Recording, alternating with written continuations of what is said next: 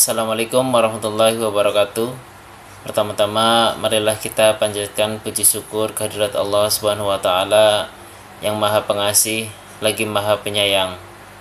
Karena atas izinnya kita bertemu kembali di channel Jagat Pemula. Sholawat serta salam tak lupa senantiasa kita sanjungkan kepada junjungan kita baginda Nabi Muhammad SAW yang akan selalu kita nantikan syafaatnya di hari akhir. Apa kabar sahabat Jagat Pemula? Semoga sahabat selalu dalam lindungan Allah Subhanahu wa taala, diberikan kesehatan, dilapangkan rizkinya, diampuni dosa-dosanya, dan dipanjangkan umurnya. Amin. Amin ya rabbal alamin. Gempa bumi, banjir, dan bencana alam yang silih berganti melanda bangsa ini merupakan sebuah peringatan yang nyata dari Allah kepada manusia. Barangkali sudah terlalu lelap diri ini dalam dosa. Bagi mereka yang terkena secara langsung dampak dari musibah, bencana merupakan sebuah ujian kesabaran dari Allah. Dia memilah mana dari hambanya yang ridho, sabar, dan berserah diri ketika sulit mendatangi. Bagi masyarakat yang tidak terdampak, musibah yang melanda pun juga merupakan ujian. Bukan ujian kesabaran, namun ujian kepedulian. Sejauh mana rasa kasih sayang dan peduli kita terhadap sesama. Selain itu, bencana adalah sebuah cerminan agar kita yang masih diberi kemudahan dan kenikmatan oleh Allah bisa semakin bersyukur. Salah satu bentuk syukur itu adalah dengan memberikan bantuan kepada mereka yang tertimpa musibah, baik berupa harta, makanan, pakaian, obat-obatan, dan berbagai bentuk kebutuhan pokok lainnya.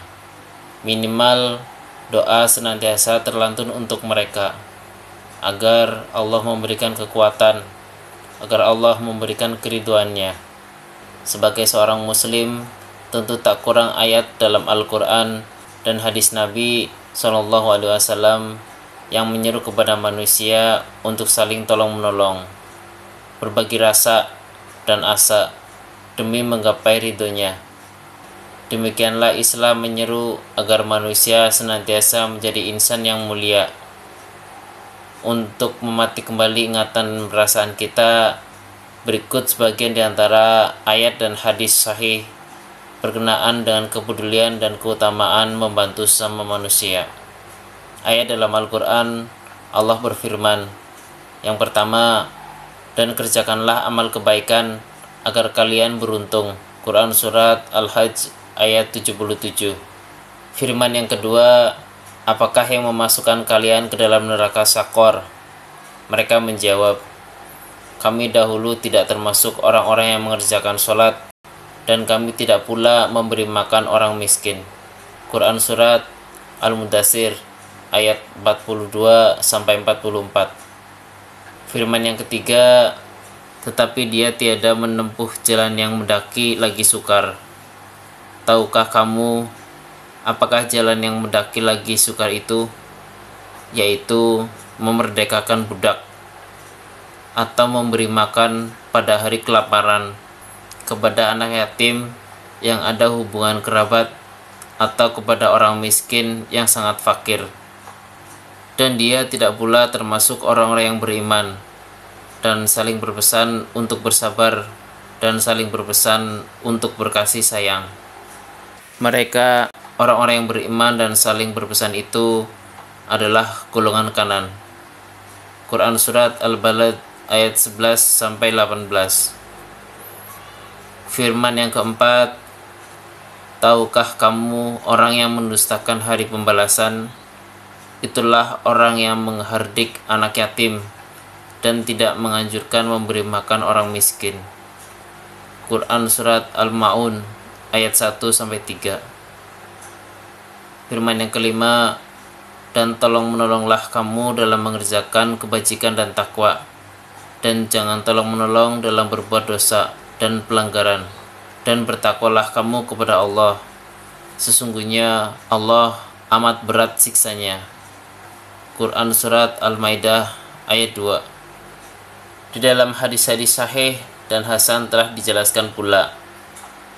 Yang pertama, dari Nu'man bin Bashir radhiyallahu anhu, Rasulullah shallallahu alaihi wasallam bersabda, perumpamaan orang-orang mukmin dalam hal saling mencintai, saling menyayangi, dan saling menyantuni adalah seperti satu tubuh.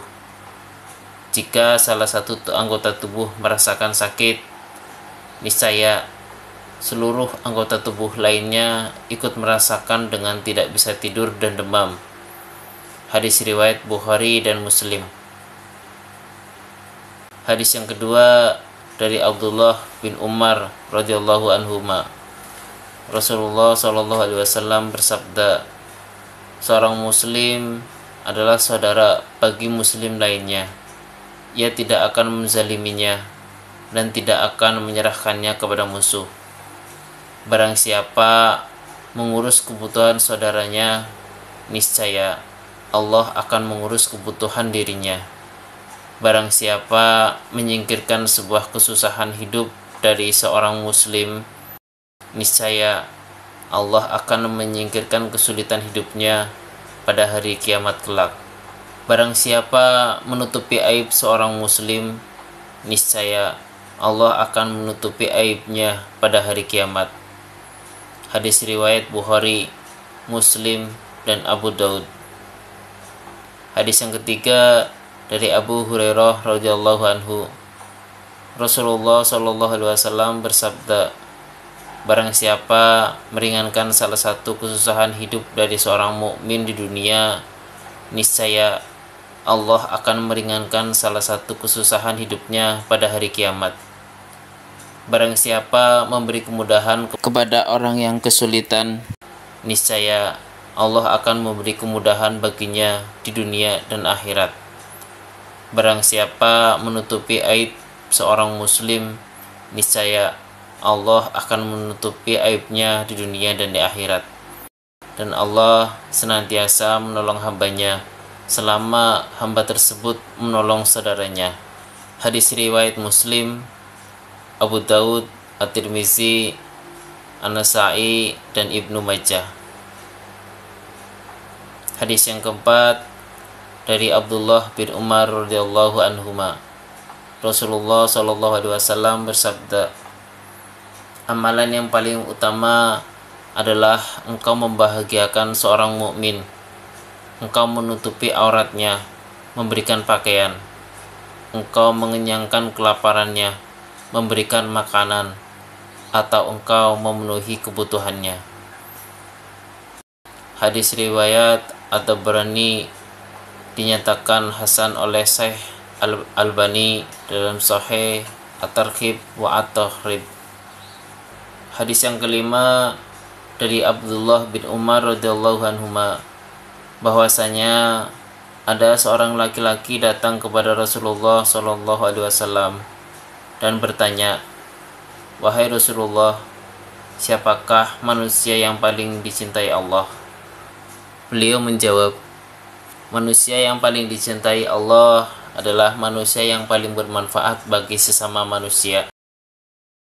Amalan yang paling dicintai Allah adalah engkau membahagiakan seorang muslim, engkau menghilangkan kesusahan hidupnya, atau engkau melunasi hutangnya, atau engkau menghilangkan kelaparannya. Aku berjalan bersama saudaraku untuk memenuhi kebutuhannya. Itu adalah lebih aku sukai daripada aku melakukan itikaf di Masjid Nabawi ini selama sebulan penuh. Barang siapa menahan marahnya, padahal seandainya ia mau, ia bisa meluapkan kemarahannya tersebut, pastilah Allah akan memenuhi dadanya pada hari kiamat dengan keridhaan. Dan barang siapa berjalan bersama dalam sebuah kebutuhan saudaranya, sehingga ia bisa memenuhi kebutuhan saudaranya, niscaya Allah akan meneguhkan telapak kakinya pada hari telapak kaki tergelincir hari kiamat. Demikian beberapa ayat dan hadis yang memerintahkan manusia untuk saling membantu dan tolong menolong. Terlebih ketika saudara kita sedang dilanda musibah. Semoga Allah Ta'ala memberikan kemudahan kepada kita untuk menyebarkan dan mengamalkan pesan-pesan kebajikan tersebut dalam kehidupan sehari-hari. Ibnu Mas'ud radhiyallahu anhu berkata, manusia akan dikumpulkan di hari kiamat dengan keadaan sangat membutuhkan pakaian, sangat kelaparan, sangat kehausan, dan sangat kepayahan, melebihi yang pernah mereka rasakan di dunia. Siapa yang ketika di dunia pernah memberi pakaian karena Allah Azza wa Jalla, maka Allah akan memakaikan pakaian kepadanya. Siapa yang pernah memberi makan karena Allah Azza wa Jalla, Allah akan memberi makan kepadanya. Siapa yang pernah memberi minum karena Allah Azza wa Jalla, Allah akan memberi minum kepadanya. Siapa yang pernah memaafkan karena Allah Azza wa Jalla, Allah akan menjadikan manusia memaafkan kezalimannya. Jami' al-Ulumi wa al-Hikmah. Demikianlah pembahasan keutamaan membantu sesama. Semoga pembahasan kali ini bermanfaat bagi kita semua. Selalu dukung channel Jagat Pemula dengan cara like, komen, dan subscribe. Terima kasih.